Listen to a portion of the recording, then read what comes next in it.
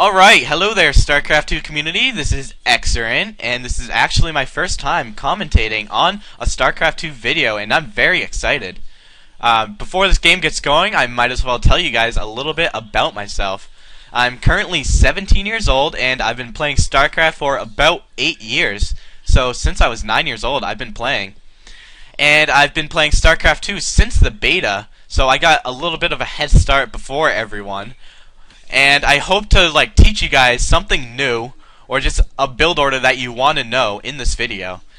Now to get onto the build order, what you'll be doing is building a spawning pool at 14 supply, and then later on a hatchery at 16 supply. And I know this is going to sound crazy, but then you want to get 40 supply drones. So you just want to get that drone count up to 40 supply before you start massing your units.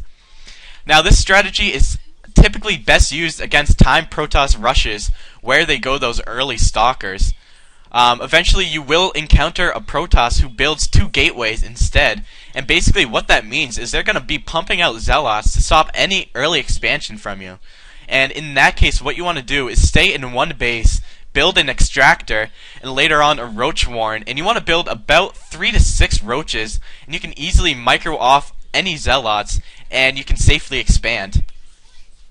Now, if they do go those early stalkers, though, you can easily go right back into your build order, building a spawning pool at 14 supply, and then later on a hatchery at 16. And also, before you start building those 40 drones, what you want to do is build an extractor, 2 queens, and 6 zerglings. And basically, what you'll be doing with those 6 zerglings is just getting map control, just making sure that he doesn't rush when you're not ready. And you're going to be placing a zergling right out here. And if you see units coming, then you have to quickly mass as many zerglings as you can, and maybe set up a few spine crawlers if you think you're not ready. Also, eventually you'll run into a Protoss player that does this and stops you from expanding. Now, if I was a Protoss player, I wouldn't use a pylon. I'd rather micro around my probe and just spend like 30 seconds to a minute to stop me from expanding. And it's very frustrating when they do this, because it just takes a lot of time away from your expansion. And as you can see, I'm just building up minerals since I can't expand. Now I could choose a different way to go about this. I decided to wait to expand, but I could have just gone roaches and just done that. But I felt like it was more smart this game to wait until I can expand. And once you get that expansion and your 6 zerglings and your extractor going, what you want to do is mass your drone count to 40 drones. So around 45 supply is when I stop making my drones. And usually by then it's around 6 to 8 minutes, and hopefully they haven't attacked yet, but if they have, you have your map control and you saw that coming, so you were able to counter it and stay alive. But if they still haven't attacked, they're probably going maybe a few Colossi or Immortals, but they probably definitely have Stalkers and maybe a few Sentries. And right at your 40 supply, you can just start massing Speedlings, and that helps so much.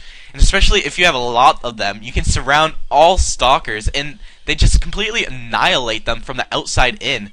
And you can basically just tear apart any Protoss army that is full of Stalkers. And basically, after they know you're going mass zerglings, you can easily build a lair and then 2 more extractors and your other extractor, and you can tech up to hydras, which is a very good choice. And I usually start doing that about 15 to 20 minutes into the game. Unfortunately, I wasn't able to show you guys that this game, but I was able to tackle all the armies that I wanted to. And I know pink wasn't that good, but all the other games I either got it versus Terran or another Zerg, and I really wanted to show you guys a Zerg versus Protoss strategy for my first video. Now what you'll see here is that he's grabbing some Immortals, and as you can see, I scouted out. I noticed he didn't have very much, so I can still continue massing my drone count, which I'm doing, building a few Zerglings also in between, because this is also why I'm building them. If he decides to come scout with a Zealot, I can easily kill them off. And also, one thing I did not mention in the beginning, when you get your first queen, you want to spread its creep tumor, and not the ventral sacs. Is that what they're called? And not the spawn larvae. Just typically to spread creep to make your queens faster. If he does come with a lot of units and you're not prepared, you can use your 2 queens and they can easily move fast across the creep. After that, it takes it's 25 energy to spawn that creep or larva, and as that 25 energy builds up, your second queen is usually done, and at the same time you're going to use that spawn larva spell. And just keep building drones and keep building zerglings with that. One thing I notice a lot in players is that they stop building drones when they build their army. What you want to do is every now and then build around 1 to 3 drones as you're building your other units. Let's see how Pink's doing now. As you can see, he got a warp prism. So what I know he's gonna do is he's gonna take those 2 immortals that are in the warp prism and he's gonna drop them right over here. Unfortunately, I did not have map control over here, so I will not see it coming, but as you can see, I'm already at the point where I have around 40 drones, and I'm starting to mass those speedlings. And although I won't see it, I don't think it does too much damage, but I will be able to annihilate them, because I think he's going to be warping in a lot of stalkers, but we'll check it out right now. So as you can see, he dropped those 2 immortal, and oh, he actually is spawning zealots.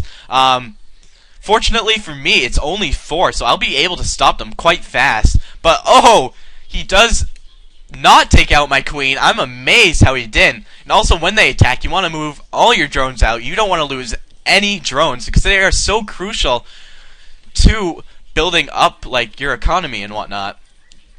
As you can see, I saw him attacking, so I just started massing speedlings, and I eventually overwhelmed his army. He actually comments mass lings LOL. So it looks like I felt like I was going to lose up there, but I actually forgot about all my zerglings down there. So I start bringing them up, and I'm going to start attacking them. Luckily, he got no damage done.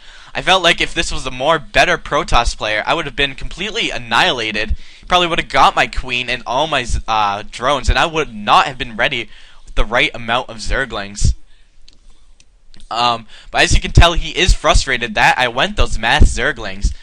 And I know I've said this probably one too many times, but I just spawned mass zerglings, and they just overwhelmed their army. And as you can tell again, he said, you just went mass lings. And I just feel like he's quite surprised that I did that. So he's actually building more. He's building a lot of sentries and zealots, which he should do, but like I said, just too many zerglings for him to handle, and those force fields don't really matter. So basically, to recap, in the last 40 seconds that I have, it's a very economic base build, has a lot of variation, so that if he does decide to go 2 gateways to stop any expansion, he can easily switch to roaches. Late game, you can switch to hydras and have an awesome economy. As you can see, I'm getting a lot of resources every second, and one thing I hope you also notice is that I'm always using my larvae. I never have them free. I'm always using my minerals to build drones, zerglings, or those hydras. So yes, I'm completely annihilating his army now, and this game is just about over. He actually leaves right there. But anyways, I hope you guys learned something new from watching this video, and I hope you find this strategy very useful against your Protoss opponents. You can definitely be expecting more strategy videos from me, as well as 1v1 commentaries. So once again, thanks for watching, and I'll catch you guys later.